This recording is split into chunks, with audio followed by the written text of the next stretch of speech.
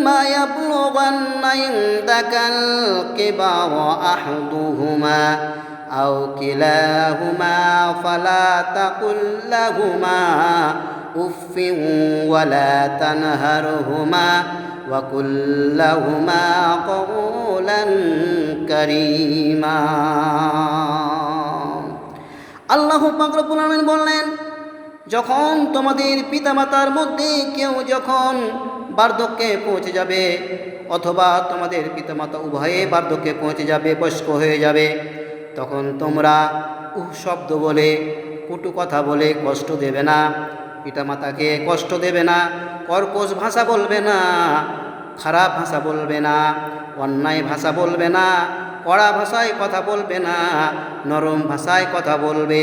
আল্লাহ পাক রব্বুল আলামিন বললেন, উফি ওয়ালা তানহারহুমা, উফ বলে কষ্ট দেবে না, কর্কশ ভাষায় কথা বলবে না, তোমরা পিতামাতাকে ধমক দেবে না, পিতামাতাকে ধমক দিয়ে কথা বলবে না, পিতামাতার সহিত রেগে কথা বলবে না, ধমক দেবে না, পিতামাতার প্রতি রেগে যাবে না, তোমরা নরমভাবে আদর্শপূর্ণ কথা বলবে, নম্রভাবে কথা বলবে, নম্র কথা বলে নরমভাবে কথা বলে তোমাদের পিতামাতার প্রতি ইহসান করবে, পিতামাতাকে খুশি রাখবে। আল্লাহ পাক রব্বুল আলামিন বললেন, পিতামাতাকে ধমক দেবে না, পিতামাতার সহিত তোমরা কি করবে?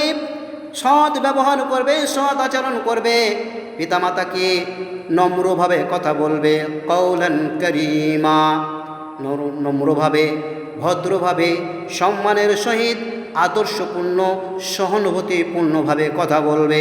তোমরা অন্যায়ভাবে কথা বলবে না, কর্কশ ভাষায় কথা বলবে না, যাতে করে তোমাদের পিতামাতা দুঃখ না পায়, কষ্ট না পায়।